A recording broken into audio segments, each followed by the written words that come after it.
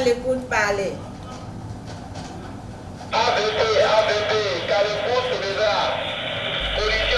Voilà le quotidien de cette jeune femme sapeur-pompier. Elle reçoit et traite toutes les alertes relatives au sinistre. C'est le premier contact avec l'extérieur, une mission très délicate puisque d'elle dépendra en partie la bonne exécution de la mission de secours sur le terrain. Le 118 est greffé sur 4 lignes téléphoniques qui sont, je vous les cite, nous avons le 21 30 30 11, le 21 30 22 22, le 21 30 94 12, le 21 30 00 18. Le 118 est greffé sur tous ces numéros. Et quand ils appellent, nous demandons la nature du sinistre, l'adresse exacte, le nombre de victimes. Et quand nous recevons l'appel, nous avons une sirène qui est là. Et nous appuyons sur la sirène.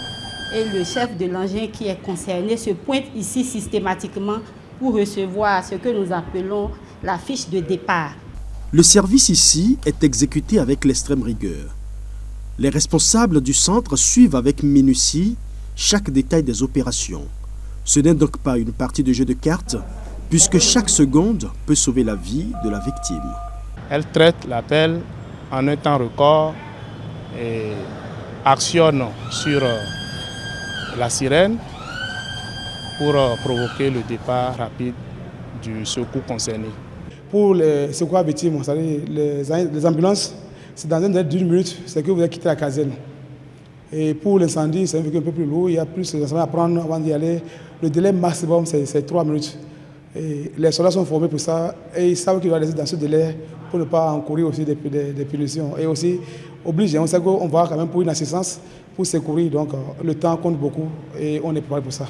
Le véritable problème auquel sont confrontés ces hommes et femmes, c'est celui des fausses alertes et l'occupation de la ligne par des dérangements inutiles. Nous sommes confrontés à cela quotidiennement. Il faut d'abord aller sur le terrain pour se rendre compte que c'est une fausse alerte. Mais parfois, les appelants sont pressés et ne fournissent pas tous les renseignements nécessaires pour le traitement au mieux de l'intervention. Ah, les renseignements qu'ils ont reçus, mais très souvent vous allez dans les lieux, vous renseignez, on me dit non, aucun cas ne s'est produit ici. Ici, au bureau de coordination des opérations de transmission de Saint-Jean, nous avons la chance de tomber sur un cas de dérangement inutile. Un enfant s'amuse avec le téléphone de sa mère et occupe de ce fait une ligne destinée à sauver des vies humaines. Pompier, j'écoute. Allô? Allô? Oui, bonsoir. Ça va? Ça va bien? Allô? Ça va? Ça va bien. Et maman? Ça va. Et maman est où? C'est qui? Tu as appelé, non? Tu as appelé les pompiers? Hein? C'est les pompiers, hein? Oh?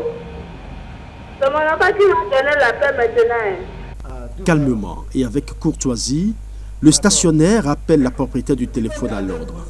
Selon les sapeurs-pompiers, ces cas sont récurrents. Il faut de la patience et du tact pour gérer. Allô 118, c'est le numéro qu'il faut composer pour joindre les sapeurs-pompiers en cas de sinistre.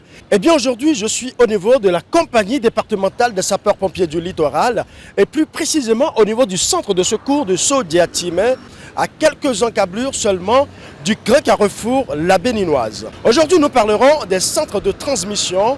Comment sont-ils organisés? De quel matériel disposent-ils? Et plus précisément, quelles sont les difficultés qu'ils rencontrent dans la réception et dans le traitement des alertes? Eh bien, pour toutes ces questions, nous allons rejoindre le capitaine Nassara, le commandant de la compagnie qui nous attend déjà dans son bureau.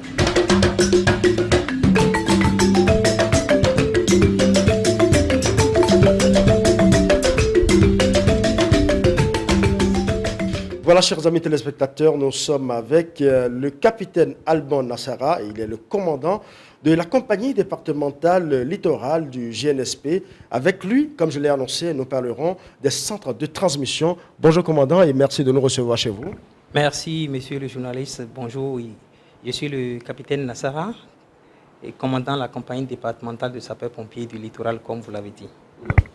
Aujourd'hui, nous parlerons des centres de transmission que vous gérez ici et qui permettent aux populations de vous signaler les alertes, les sinistres et autres, tout ça. D'abord, quand on parle de centre de transmission, c'est quoi exactement? Bon, chez nous, aux pompiers particulièrement, le centre de transmission, c'est ça nous appelons le BOT. Et au BOT, nous avons des équipements qui nous permettent effectivement de rester en contact avec les populations. Ça nous permet de recevoir les appels venant de la population pour nous signaler les différents sinistres. Et à l'intérieur du BOT, nous avons plusieurs matériels.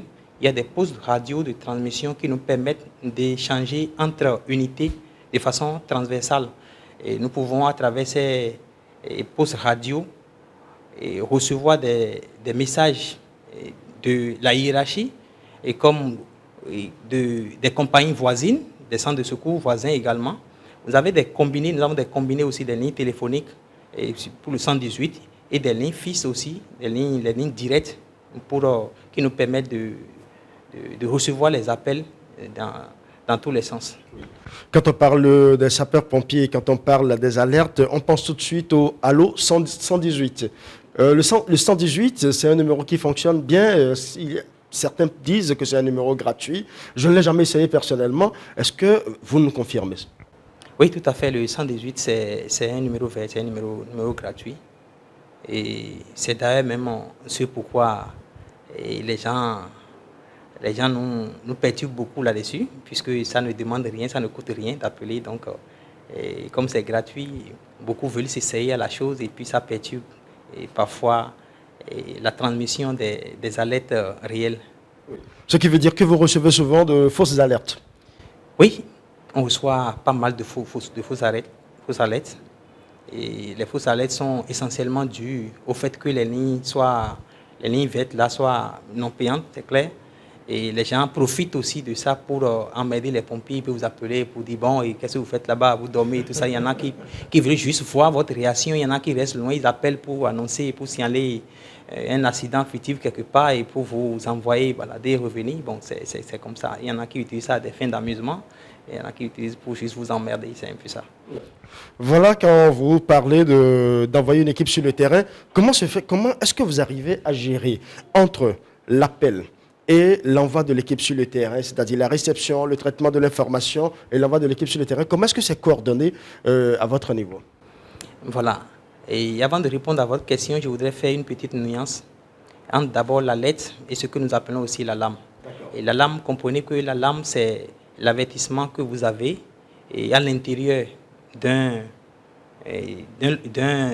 entreprise ou bien d'une société et qui vous permet, qui vous annonce un sinistre. Lorsque nous sommes ici, maintenant, tout de suite, quelqu'un nous dit que il y a un collègue il y a un feu ou bien dans le local à côté ou bien il y a un collègue qui est tombé évanoui. Là, c'est l'alarme. Mais lorsque vous prenez la décision de retransmettre cette alarme-là vers l'extérieur, vers un centre de secours pour provoquer l'arrivée des secours, en ce moment-là, vous êtes en train d'alerter. Donc, voilà, les gens découvrent d'abord le sinistre et ils nous alertent par la suite. Lorsque nous recevons les coups de fil qui nous signalent les alertes, nous avons généralement une organisation au niveau du BECOT, là, comme je l'ai dit. Il y a des pompiers qui sont déployés tous les jours, là. Et ceux-là, on les appelle les stationnaires. Celui qui est au niveau du standard et qui prend les coups de fil au niveau des postes radio, c'est des stationnaires, en fait. Ceux-là reçoivent les appels. Donc, lorsque le stationnaire reçoit l'alerte, le coup de fil comme ça, il prend les dispositions quand même pour recueillir tout ce qu'il y a comme élément important qui pourrait permettre le bon déroulement de l'intervention, en fait.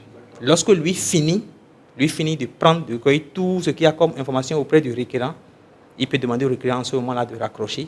Et là, il actionne sur la sirène, le bouton de la sirène. Quand il déclenche la sirène, automatiquement, il y a une réaction de la part de ceux qui sont des intervenants, en fait. En fait, tous les sinistres que nous enregistrons aux pompiers sont regroupés par catégorie. Et à chaque catégorie de sinistre correspond une sirène donnée. Lorsque le stationnaire enregistre tout ce qu'il faut, recueille les informations, il actionne maintenant la sirène. Dès que la sirène retentit, le chef de l'engin concerné se présente systématiquement au stationnaire. Est-ce qu'il n'y a pas risque de confondre les sirènes? Non, du tout pas. Puisque les pompiers sont formés à ça. Dans chaque centre, il y a les différentes sortes de sirènes et tout le monde est habitué à ça. Cela m'amène à vous poser la question de savoir quel type, parce qu'on constate que ces centres de transmission sont pratiquement le nerf, le centre névralgique des sapeurs-pompiers. Qui est habilité alors à travailler à ce niveau-là? Oui, en réalité, pour être stationnaire, qualifié stationnaire, il faut recevoir une formation spécifique. En dehors du fait que tous, on est pompiers de façon générale, il y a une formation spécifique que vous recevez par rapport à la manière de recevoir un requérant, par rapport aux renseignements qu'il faut recueillir au niveau d'un requérant pour faciliter le déroulement des interventions. Vous voyez, vous ne pouvez pas prendre un appel seulement, on a dit, bon, il y a un accident à Kpaou, ou bien il y a un accident à Calavi, et vous lancez vos collègues comme ça. Arrivés à Calavi, ils vont commencer par tourner. Donc, il y a des rubriques qu'il faut suivre, et ceux-là sont formés à ça. C'est des gens qui sont formés, qui ont reçu des formations spécifiques par rapport au traitement de l'alerte et quelles sont les informations qu'il faut demander aux requérants pour faciliter le travail pour les intervenants sur le terrain. Il y a un aspect qui attire particulièrement mon attention. Nous avons parlé des requérants. Le requérant, c'est celui qui alerte. Voilà, parce qu'il a pris connaissance du sinistre et il appelle maintenant les sapeurs-pompiers. Quelles sont les conditions dans lesquelles on peut jouer le rôle d'un bon requérant? Est-ce qu'il y a des signalisations, des signalements à donner pour pouvoir permettre aux sapeurs-pompiers de répondre promptement? Voilà, le requérant, quelle que soit sa nature, son genre, est complété quand même, est aidé et par le stationnaire. Et même si le requérant ne sait pas ce qu'il faut dire quand il appelle ou bien quoi, le stationnaire avec ces questions que lui là à lui poser va quand même lui permettre de savoir ce que... Puisque le stationnaire va demander le lieu de l'accident. Et qu'est-ce qui s'est passé, la nature du sinistre, le lieu de l'accident et combien de victimes il y a, quel est l'état apparent. Il y a des questions types que le stationnaire doit poser pour orienter le requérant. Et c'est pourquoi quand vous êtes requérant, ce qui est demandé, c'est que quand vous appelez, laissez les pompiers poser les questions pour que l'intervention ne soit pas compliquée après. Il ne faut pas appeler seulement pour dire non, il y a un accident à tel endroit et vous raccrochez. Quand vous faites ça, il y a beaucoup d'informations que nous n'avons pas et ça complique aussi l'intervention. Ça rend difficile la gestion de l'intervention. Donc quand vous appelez, vous êtes requérant, vous appelez et vous êtes prêt à répondre aux questions du stationnaire et à la fin même, par courtoisie, vous demandez si vous pouvez raccrocher. Et en temps normal, c'est le pompier qui vous demande, oui, c'est bon, monsieur, vous pouvez raccrocher. C'est normalement comme ça que ça devrait se passer. Mais bon, ce n'est pas souvent le cas. Hein. Il y a des moments où les gens appellent, il y a accident à Calavi, et puis ils raccrochent. Bon, et après, vous commencez par chercher comment le rejoindre peut-être après. Ou bien, vous êtes obligé de lancer les secours comme ça, arriver là-bas, ils se renseignent de point en point, et puis bon, c'est comme ça. Merci à vous, capitaine Nassara. Eh bien, chers amis téléspectateurs, vous le savez désormais, le 118, Allo 118, c'est le numéro à composer pour joindre les sapeurs-pompiers en cas de sinistre. Mais c'est un numéro qu'il faut composer en toute responsabilité. Ce qui veut dire qu'il faut appeler ce numéro lorsque vraiment il y a sinistre. Et vous avez entendu le commandant de la compagnie départementale des littorales du groupement national des sapeurs-pompiers. Il a notifié tout à l'heure, les sapeurs-pompiers sont toujours à votre disposition. Appelez, composez le numéro, donnez toutes les informations qu'il faut. Cela leur permettra de vite sauver la victime. Peut-être que c'est vous ou peut-être que c'est votre proche. On se retrouve très bientôt sur notre émission Sur la route.